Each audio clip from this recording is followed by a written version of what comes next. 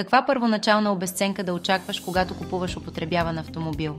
Употребяваните автомобили обикновено се амортизират с по-бавен темп в сравнение с новите автомобили, тъй като голяма част от първоначалната амортизация се случва през първите 2-3 години.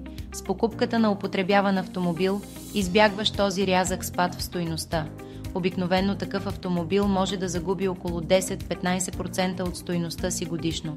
Когато автомобилът е на 3-5 години, темпът на амортизация значително се забавя и превозното средство запазва по-голяма част от стойността си спрямо покупната цена.